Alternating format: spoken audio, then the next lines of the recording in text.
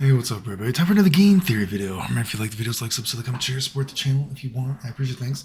A little bit of a break from the drama recently. Mom, what are you talking about drama? Where the fuck are we sideways? Well, you know, Pikachu, if you're straight, you get canceled nowadays. Oh, thank you for looking out for us, Mom. A true hero. So anyway, no longer will the Pikachus be straight on the FGC on NPC. They are sideways. So today I want to talk about, again, jokes aside, talking about something from a different bit of an angle, but something I've talked about before again, because, trying to explain something in a way that maybe explain it in a different way makes it work for you, right? So let's talk about, character archetypes and the system of games, right? And we're going to talk about Dragon Ball FighterZ because I was thinking about it again, since again, the game is basically dead now, sad, but, it is what it is. But as I've said before, that Dragon Ball FighterZ actually had a chance to put in new character archetypes. But I was also thinking of like, are there even character archetypes in video games anymore in the first place, right? Let's think about this, because games and characters are even so homogenized nowadays in the first place, right? We have, let's say, a Fireball Dragon Punch character right here, right? You know what I mean? Maybe we have your grappler, your big guy, your pixie guy. Maybe we have your poking character, who the poking character, again, just a character that used to have pokes that could hit you ducking, used to be special, right? But as characters have become more homogenized, as characters have started to share similar attributes, maybe similar tools, these character archetypes start to become even more, hazy, different shades of gray. Now lots of characters maybe have a version of a Dragon Punch, even though Dragon Punches used to be special, right? Again, once we even got to a game like Super Turbo, characters like Vega. Vega did sort of have a Dragon Punch, right? Balrog did sort of have a Dragon Punch, right? And again, especially when we're just talking about the way that you poke in video games nowadays, this character archetype of, let's say, the pixie character, maybe an old school Street Fighter who did not have like dragon punches on command. Again, there you go, Chun Li and fucking Super Turbo. They gave her a fucking dragon punch, right? Flash kick, but you get what I'm saying, right? But these characters that maybe they had this one weakness that they didn't have the Ryu Fireball and the Ryu Dragon Punch, right? But they had pokes that could hit you ducking. This was actually special. This was a character attribute, right? But now, when all these characters start to share similar different shades of gray, what we might say is a Fireball Dragon Punch character, do these even necessarily exist, in newer games or even in newer systems of games? I mean, like I said, you could say Kai is a Shoto, in Guilty Gear, but is he really a Shoto? I mean, if you think about it, we're using the terms pretty loosely. Yeah, he has a Fireball and he has a Dragon Punch, but guess what? Lots of characters have fireballs and dragon punches nowadays. It's not really that special, right? I mean, if anything, you could say the character archetype of Guilty Gear, and I've said this before, is I knock you down into my big version of a fireball. Especially once you got to the point of fucking like, X-Hard. Oh, what does Raven do? Oh, his character archetype is he knocks you down into a big fireball. Okay. What does Girl in a Robot do? Oh, she knocks you down into her version of a big fireball, right? These are like, this is like, whereas maybe back in the day in Street Fighter 2, we had the Shoto. Now we have the Guilty Gear, I knock you down to my big fireball. What is that character archetype called? Is it just like the quotation marks anime character? Maybe she's an anime character prototype, right? But hopefully you can see what I'm getting at. And even in a game like, say, Marvel versus Capcom, which I was making videos about, yeah, characters have fireballs and dragon punches. Are they really all Shotos, though? Again, because once characters start sharing so many similar attributes, these maybe archaic examples of what a character archetype is again pretty shady and gray. And instead of maybe a character archetype, what is becoming more important now is what is, let's say, the tool that this character has. Because we share so many tools, maybe I have this one specific version of the tool that you don't have or some shit like that. Does that make sense, right? Hopefully you kind of get what I'm getting at. Like, oh yeah, we all have swords, Oh, we all have, this laser beam, but My laser beam just does this one thing that your laser beam can't do, right? Again, the character archetypes kind of get a little bit shady. And that's not to totally talk shit about Guilty Gear, because I've said before, Guilty Gear, like the system of strive sucks. But guess what? I said this before, and of course it's fucking true. Like I said, even for strive, it sounds retarded even when I say it. I even made videos talking about that. I predicted how people were going to call the game. That's how sure I was on how strive was going to turn out. But system of strive sucks. But you know what? They still can make cool characters, right? Maybe they are EX versions of said character, right? You know what I mean? Just like, say, if you go back to a game like King of Fighters, you know, Kyo is not the same Kyo as he used to be, but he's still a cool, different, like he's an EX Kyo. Just like Kim has never had an EX Kim in any fighting game that I know of, but Kim has had enough moves that they probably could have made a EX Kim, right? So just like Guilty Gear, they made these new interesting characters in Strive. They're a little bit different, right? Guilty Gear Arc System works. They still make interesting characters, right?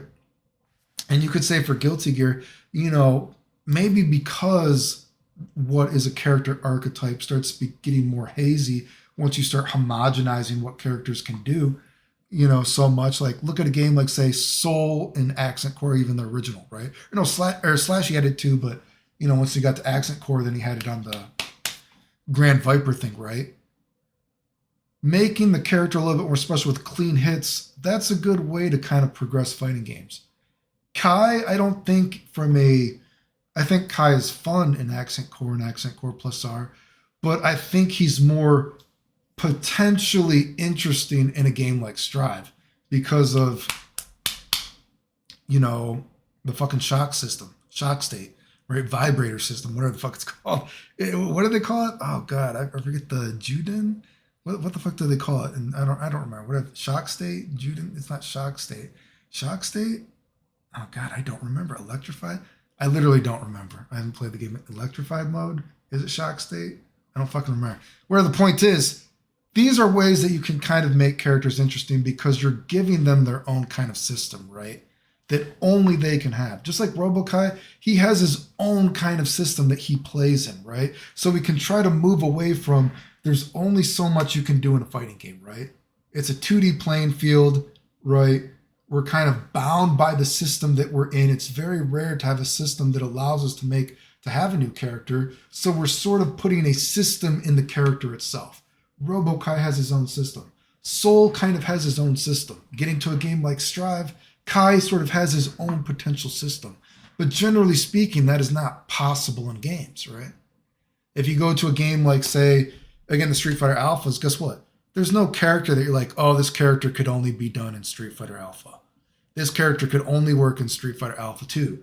This character could only work in Street Fighter Alpha 3, right? Blah, blah, blah, blah, blah. A lot of times, you know, even when you make a new system, what is a character archetype is already set in stone.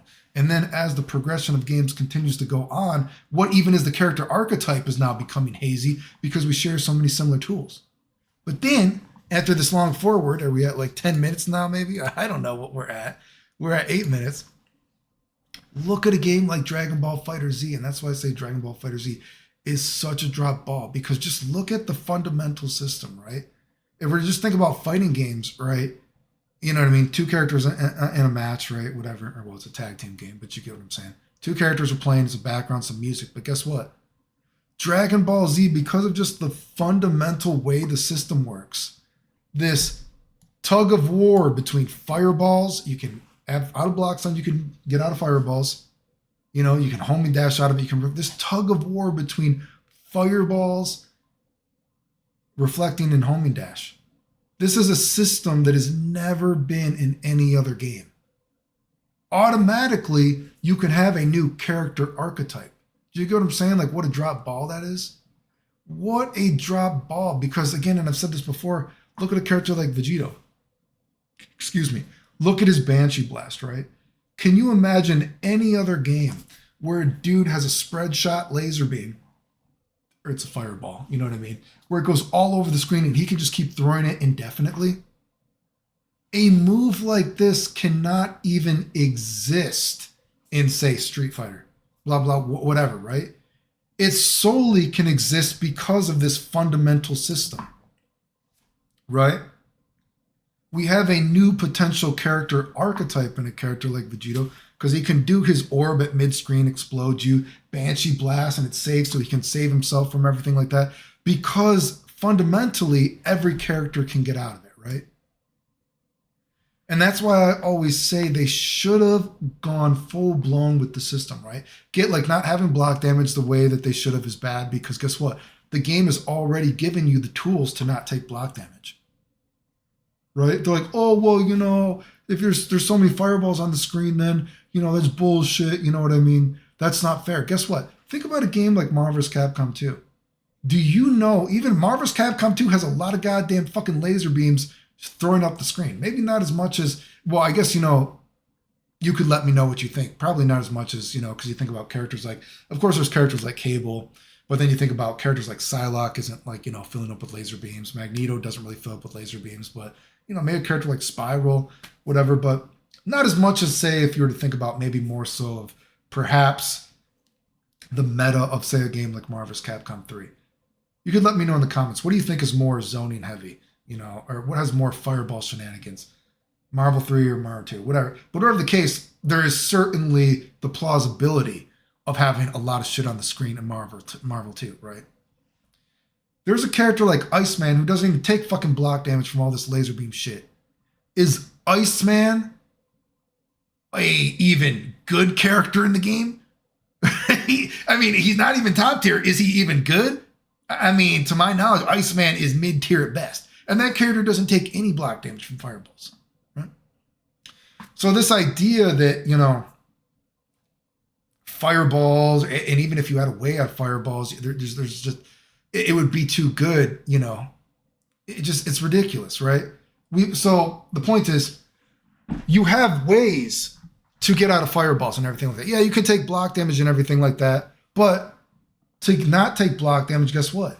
You use the system that is only in Dragon Ball FighterZ. This meta should be shown more. There should be more guessing games like, oh, fuck, he's really going to spam me with fireballs. He's really going to spam me with Vegito's Banshee Blast, which is also why I said Vegito should have an EX Banshee Blast, right? To then add another layer to the meta, which counts as a laser beam to add another guessing game. But the point is, again,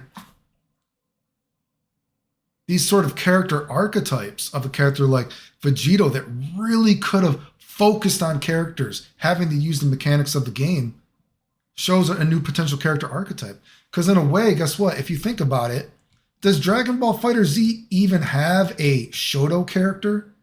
A Fireball Dragon Punch character? Does it really? I mean, Dragon Punch is fuck. They do all blue life, whatever the fuck it is. If you started a move with a Dragon Punch, was absolutely ridiculous. You know, all the characters technically have fireballs. You know what I mean?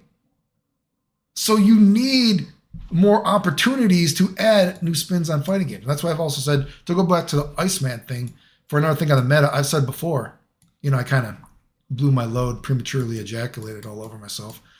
You know, I said Dragon Ball FighterZ should have added a couple of characters that don't have a normal reflect. You know what I mean? So they can still reflect out of the string with the fireball, but instead they suck up the fireball, right? And it gets life back to them. And they can suck up laser beams. And guess what? You could be like, oh, well, Clayton, you know, again, I kind of blew my load a little bit early. Oh, well, there's so many fireballs. There's so many laser beams in this game.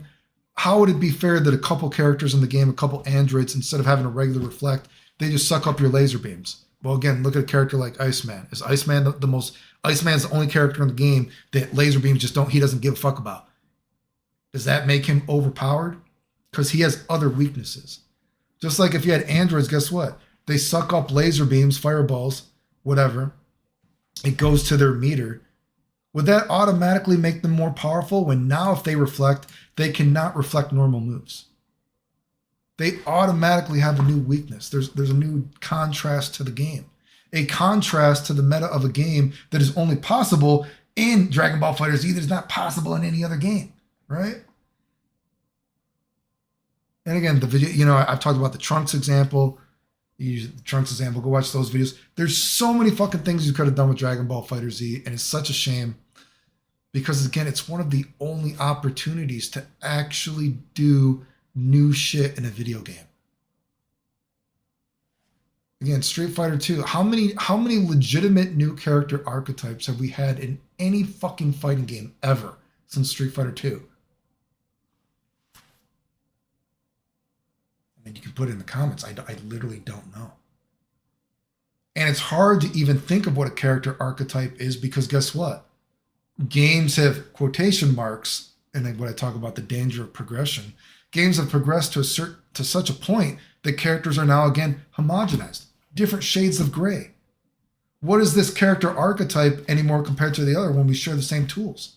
Now it's really just like, well, I have my toolkit. Again, I'm kind of like making a very sort of like, again, a little bit of a hazy argument too, and a little bit of like a very sort of nuanced argument as well. What is the difference between a character archetype and a character's toolkit at some point, right?